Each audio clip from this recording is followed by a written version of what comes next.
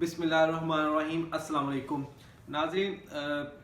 पिछले 1 साल से 2 साल से जो केसेस करप्शन के केसेस चल रहे हैं, जिसके जो फैसले नहीं हो पा रहे, जो लूटी हुई दौलत है वो वापस नहीं आ रही, उस वजह से मायूस हो चुके हैं लोग, पाकिस्तानी अवाम के इनसे पैसा नहीं निकलवाया जा रहा है, ये पैसे नहीं दे पा रहे। इसकी काफ़ी सारे रीज़न्स हैं, क्योंकि ये जो केसेस चल रहे हैं ये मनी लॉन्ड्रिंग के केसेस हैं। इनमें वाइट कॉलर क्राइम यूज़ हुआ है, और वाइट कॉलर क्राइम जो है वो उसको इन्वेस्टिगेट करना, इन्वेस्टिगेशन उसकी जो है वो काफ़ी मुश्किल होती है कदरे दूसरे केसेस से रिलेटेड। तो इसी वजह से इसमें काफ़ी सारी जो कानूनी पेचीदगियाँ हैं या जो इन्वेस्टिगेशंस हैं वो प्रॉपर मराहल पर नहीं पहुंच रही, उनमें जो मसले मसाइल आ रहे हैं।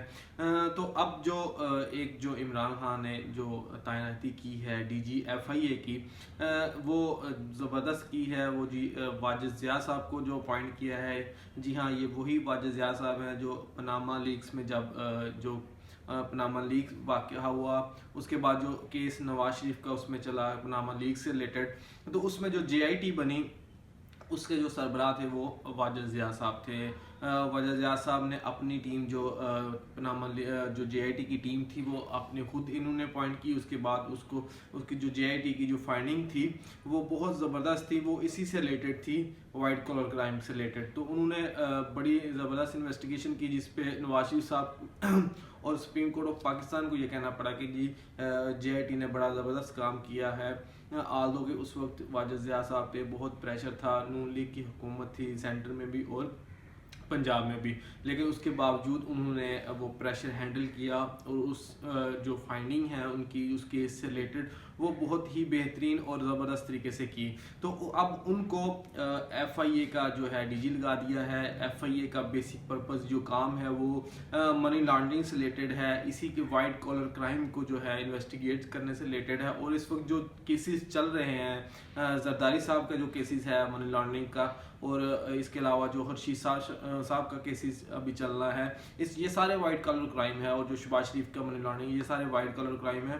तो इसको अब जो है वो FIA लीड करेंगे, वाजिद ज़िया साहब लीड करेंगे। तो अब जो नून लीग और पीपल पार्टीज़ के लिए काफ़ी मुश्किलात होने वाली हैं। इस चीज़ का अदराक इन्हें भी अब खूब हो चुका होगा, क्योंकि वाजिद ज़िया साहब किसी की भी नहीं सुनते। इस तरह के वो जो प्रेशर है वो हैंडल करना जानते हैं, उन्होंने इससे पहले जो है वो प्रेशर अच्छा हैंडल किया है। क्योंकि जब फाइंडिंग के बाद जो अदालत में वकला में जो विटनेस के तौर पे थे, वो वाजिद ज़िया साहब ही स्टार विटनेस थे, जिनसे काफ़ी मुश्किल क्वेश्चन किए गए। वो जो वो टाइम पीरियड था वो काफ़ी मुश्किल था, क्योंकि जो वकला थे उन्होंने बड़ी क्रॉस क्वेश्चनिंग की, लेकिन इन्होंने बड़ी ज़बरदस्त तरीके से उसको हैंडल किया, और उनके जो जवाबात हैं वो दिए। उसके बाद ही जाके नवाज शरीफ साहब नाअहल हुए, और उस केसेस में नवाज शरीफ साहब को मुजरम जो है वो साबित किया गया और उनको जेल जाना पड़ा। तो अब जो एक तो ये चीज़ है, इससे अब जो इसके अलावा भी जो वाइट कलर क्राइम करते हैं, क्योंकि पाकिस्तान में इसके अलावा बिजनेसमैन भी हैं जो वो वाइट कलर क्राइम करते हैं। वाइट कलर क्राइम में मुख्तलिफ बैंक अकाउंट्स इन्वॉल्व होते हैं, जिसको ट्रेस करना काफ़ी मुश्किल होता है। जैसा कि जो जरदारी साहब का केस चल रहा है मनी लॉन्ड्रिंग का, जिसमें फलूदे वाले के नाम पे, रेडी वाले के नाम पे अकाउंट्स निकल रहे हैं, उनमें ट्रांसफ़र हो रही है, वहाँ से पैसा निकलवाया जा रहा है, वहाँ से फिर किसी और अकाउंट में जा रहा है। तो इसको ट्रेस करना काफ़ी मुश्किल था। तो ये सारा, इसके अलावा जो मनी लॉन्ड्रिंग है बेसिकली, क्योंकि पाकिस्तान इस वक्त जो FATF में जो ग्रे लिस्ट में है, और वो उस पर तलवार लटक रही है कि वो खुदा ना खास्ता ब्लैक लिस्ट हो जाएगा।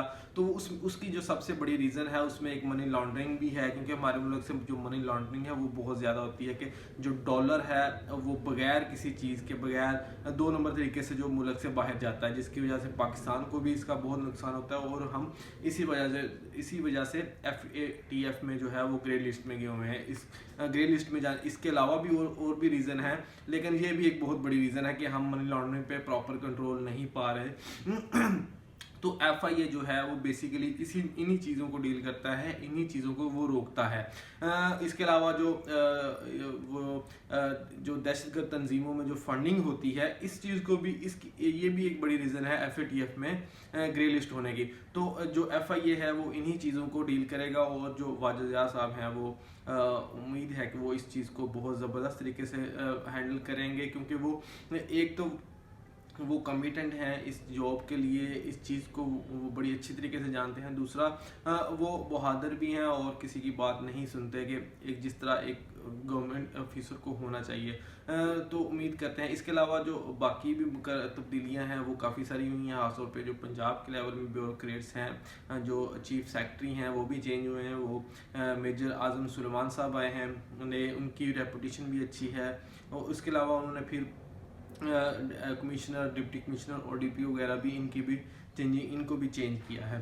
और जो आईजी पंजाब हैं, पिछले 1 सवा साल में जो गवर्नमेंट हो पंजाब पीटीआई की आई है, इसको तकरीबन जो चौथा जो आईजी है वो इन्होंने अब लगाया है, लेकिन अभी तक पुलिस में जो है वो बेहतरी नज़र नहीं आ रही। तो इस पे आप ये कैसे लेके चलते हैं इस चीज़ को, क्योंकि इनके लिए काफ़ी जो है वो मुश्किल है इस पंजाब पुलिस को चेंज करना, पंजाब पुलिस के कल्चर को चेंज करना। क्योंकि अब जो रेशो है जराइम्स की, वो ख़ास तौर पे जो किडनैपिंग और जो इस तरह के जो वाक़यात हैं बच्चों से रिलेटेड, वो बहुत ज़्यादा हो रहे हैं। तो इस चीज़ को भी अब इन्हें रोकना है। अब देखते हैं कि ये किस तरह काम करते हैं। जो न्यू ब्यूरोक्रेट्स आए हैं, ये अब आया कि जो पीटीआई के साथ मिलकर काम करते हैं या नहीं करते, क्योंकि अब अगर इन्होंने काम ना किया तो जो एक महंगाई की वजह से जो लोग काफ़ी सारे डिस्टर्ब हैं, और अगर अब उनको गुड गवर्नेंस बेहतर नज़र ना आई खासतौर पे पंजाब में, तो उससे भी जो पीटीआई का ग्राफ है वो नीचे गिरने वाला है। क्योंकि अब 1 साल 1.25 साल हो चुका है, जो टाइम चाहिए था गवर्नमेंट को वो मिल चुका है। इसके बाद अब बेहतरी नज़र आनी चाहिए। तो अब आने वाले दिनों में देखते हैं कि जी ये जो ब्यूरोक्रेट्स न्यू तैनाती हुई हैं ये किस तरह लेके चलती हैं। इसके अलावा वुज़रा में भी जो चेंजिंग है वो भी अनकरीब होने वाले हैं, खासतौर पे जो पंजाब के लेवल पे हैं, क्योंकि इसमें कुछ अरसे में जो चल रही थी बातें कि जो हो जाने हैं, लेकिन बीच में धरना आ गया, उसके बाद फिर आर्मी चीफ एक्सटेंशन से रिलेटेड इशू आ गया, तो उस वजह से थोड़ा सा डिले हो गया। लेकिन अब जो चल नज़र आ रहा है कि जी वुज़रा में भी अब चेंजिंग हो जाएंगी, क्योंकि ब्यूरोक्रेट्स जो हैं वो काफ़ी ज़्यादा हो चुके हैं। 100 से ज़्यादा जो हैं ब्यूरोक्रेट्स की तबादले हुए हैं, तकर्रियाँ नहीं हुई हैं, चेंजिंग हुई हैं इनमें। तो वुज़रा का भी शायद नंबर अब लग जाए। तो अब आने वाले दिनों में देखते हैं कि जी मज़ीद इन चीज़ ये जो ब्यूरोक्रेट्स हैं ये किस तरह चलते हैं, आया कि ये गवर्नमेंट के साथ जो है रेपुटेशन अच्छी कर सकते हैं, अदारे बेहतर अब करते हैं या नहीं करते।